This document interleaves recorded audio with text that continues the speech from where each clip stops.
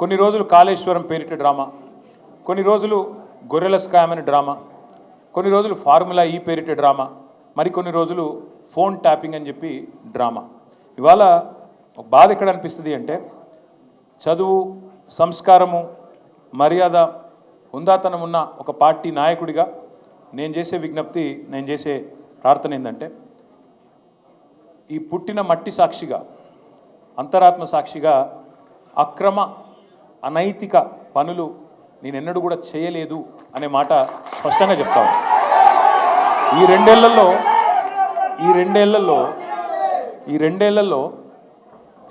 తీవ్రంగా, ఈ రెండేళ్లే కాదు, దాదాపు గత 7-8 ఏళ్ళుగా తీవ్రమైన క్యారెక్టర్ అసాసినేషన్ ఎఫర్ట్ నా మీద, వ్యక్తిత్వ హననం.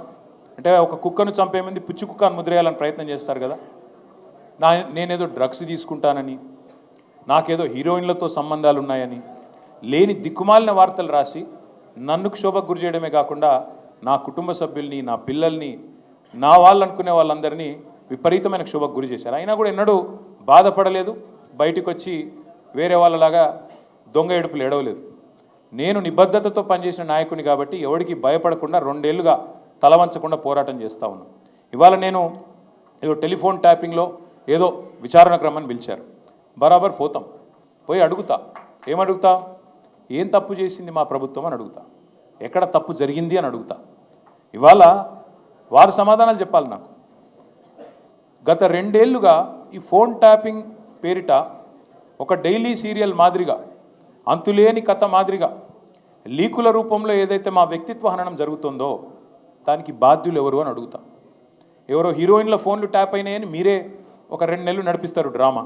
పోలీసు వాళ్ళు, కాంగ్రెస్ పార్టీ వాళ్ళు మీరే లీకులు ఇస్తారు, మీరే రాయిస్తారు, మీరే మళ్ళీ మీదికి వెళ్ళి మా వ్యక్తిత్వ హననం చేసే ప్రయత్నం చేస్తారు. ఇక వీళ్ళని బెదిరించిందట, వాళ్ళని బెదిరించిందట అని మీరే రాపిస్తారు 2 నెలలు. మళ్ళీ 3వ నెలలో మీరే రాపిస్తారు. ఏ హీరోయిన్ల ఫోన్ ట్యాప్ కాలేదు, ఎవరిది కాలేదు, అంతా బోగస్, ఇన్ని రోజులు మేము చెప్పిందంతా తూచ్ అని చెప్పి మళ్ళీ మీరే రాయిస్తారు. మరి నా పరువుకి, నా ప్రతిష్టకు కలిగిన నష్టానికి ఎవడు బాధ్యుడు? రేవంత్ రెడ్డి బాధ్యుడా? ఈ లీకులు ఇచ్చిన పోలీసు వాళ్ళు బాధ్యులా? రాసిన మీడియా వాళ్ళు బాధ్యులా? నేను అడుగుతా. అట్లా ఇంకో మాట కూడా నేను అడుగుతా. ఇవాళ మీరు ఏ అధికారి అయినా, ఈ రాష్ట్రంలో పోలీస్ అధికారి ఈరోజు రాష్ట్రంలో ఫోన్లు ట్యాప్ జరగడం లేదు అని చెప్తాడా? ముందుకొచ్చి మీ కెమెరా ముందుకొచ్చి చెప్పే ఒక్క పోలీసుడు ఉన్నాడా?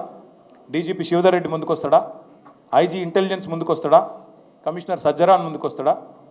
వాళ్ళకి తెలుసు, పోలీసు వాళ్ళకు, భారతదేశంలో స్వాతంత్రం వచ్చిన తర్వాత ఆనాటి నుంచి ఈనాటి వరకు, నెహ్రూ గారి టైం నుంచి ఈరోజు మోడీ గారి టైం దాకా గూఢాచారి వ్యవస్థలు ఎప్పటికప్పుడు పనిచేస్తూనే ఉంటాయి.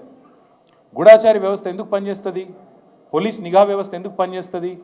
ఎవరన్నా ప్రభుత్వాలను అస్థిరపరిచే కుట్ర చేసినా, దేశంలో శాంతి భద్రతల సమస్య తలెత్తే విధంగా వ్యవహారం చేసినా, లా అండ్ ఆర్డర్ ఇష్యూ వచ్చే విధంగా ఏమైనా అపభ్రష్టపు పనులు చేసినా వాటిని నిరోధించడానికి డెఫినెట్గా పోలీస్ వ్యవస్థ తన పని తాను చేసుకుంటూ పోతుంది.